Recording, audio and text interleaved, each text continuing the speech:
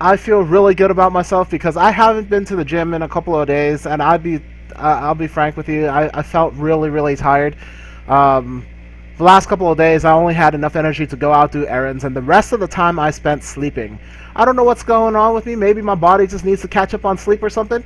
That's why I'm doing my bedtime thing, like during the middle of the day. I find that a lot of times when I take naps during the day, I wake up and my muscles are sore. That might be an indicator that I've been working out a little bit too hard. All in all, not a bad day. Today I actually ran on the elliptical for about an hour, and I did over 1,000 calories. Woohoo! So 1,000 for me, and I did 3 sets of my circuit training with 35-pound dumbbells in each hand. Of course, it's, what do you call it? Biceps, triceps, kettlebell swings, and sit-ups. So the usual stuff. Topic of the day that I found the most interesting was that I wanted to speak about something, but now I don't remember it, so I'm gonna just make something off the top of my head. Do you think that it's okay for heavier people? I feel like with all the technology and all the type of body types out there and all the genetics and stuff like that, recently there's a story that came out that talks about obesity being in a gene. People who are more predisposed to being obese has a gene in them. I don't remember what the place marker was, but you can influence a gene not to cut your chances of obesity now. So I guess that is kind of an evolutionary trait. And seeing as how 70% of Americans are overweight, over half of that is obese, which gives us a whopping 35% of the American population, and that's not counting the undocumented people that are also obese and blah blah blah blah, right? Do you think that working out and constantly putting so much effort into our looks is really worth it? I mean, I have a couple of friends who are also kind of self-conscious about their looks and everything else, and it just makes no sense to me. Like, I understand, for me, I have a lot of bad stuff going on, right? I'm big, I sweat a lot, okay, those are the only two things. Physically, that's what's wrong with me. Maybe my smell is bad from time to time, but that's only because I endlessly sweat. TMI there, I'm sorry, but I'm making a point here, right? With all that combined, see, I'm sweating right now. It just went into my eye. That's gross. It kind of hurts. But with all that going on, I actually have one of the best personalities and one of the most talkative minds and like explorative minds ever. And that's because at a very young age, I just learned to accept these shortcomings. And even though that it sucks sometimes, being judged on how you look and what your body does naturally, even though it sucks that happens, you know, I've become somebody that can talk about other things for hours and hours, and I built myself up to be a semi-interesting person, right?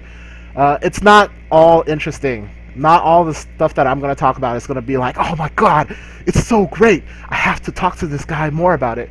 But I built myself up with quite a repertoire of crap in my head, so I can always talk to somebody, I could always be sociable, and I know what to do and say to make a group feel comfortable. It's just something in me that I've learned and internalized, and I'm just maybe I can't be a smooth talker because I'm like blabbling out here, but yeah, I don't understand why so many people place so much importance on physical and attractiveness and all that other stuff. Yes, attractiveness is a great catalyst. Don't get me wrong, a great catalyst to start a conversation. But at the end of the day, there's a million people with good looks out there, and they're probably a lot better looking than you. And the beauty of the human condition is anybody can look hot, extra hot, sexy, and the flavor of the week, month, year, or lifetime at any time. That's why people always have like the sexiest men of the year, sexiest men of the decade. Like, there are certain traits that traditionally will speak beauty beyond words. And the image of the world's sexiest man, I guess in the 50s, was actually kind of ugly in my opinion. But I don't know, that might be another topic of conversation for someday. But I find that it's tragic, really, that so many people place an importance on how you appear yourself physically. Even though you're, well groomed and everything else, people see you and they're just like, oh, yeah. So to that extent, is peacocking a form of attraction that is like good? I mean, to a sense, you gotta show your stuff to attract the people you like, right? But I love books that are just plain covers. Nothing on the title except for the words or the title of the book. Because a book has so much content within it. If I read a crappy book with a plain cover, I'd be more inclined to pick up the book and I'd be like, oh, well, at least I didn't know what I was getting into. Mystery, right? And yeah, there it goes. I could say that that's a crappy book. And I think people should be the same, really. So let me know what you think. If this captivated your attention, go on and post any comments. I'll try to be better at responding to them. But it is, I've been trying to be more active on YouTube with all the stuff that I have going on in my life. So there you go. At the end of the day, what I want to bring to people is, well, the moral of today is, and the topic of conversation is, why do you place so much importance on that kind of stuff? It's not really essential anyway, and especially for a lot of guys and gals out there just looking for somebody to spend like good quality time with. Why do you have to sift through so much BS just to find somebody to be able to communicate with? Being polite doesn't work in meeting people. That's like the craziest thing to me. And I've played both sides of the field, so I know. Being polite and saying, hi, how are you, blah, blah, like, that doesn't work because instantly guys would be like, oh, hey, yeah, new experience. They kind of are hesitant sometimes, but they open up very well because guys are more accepting of their environment, while gals are more like, oh my god, what's happening?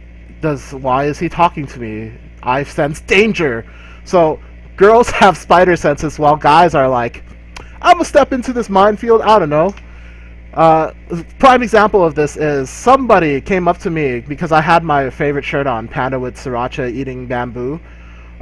Somebody came up to me and be like, hey, is that a shirt with a panda and Sriracha? And I was like, oh crap, I'm gonna have to take this.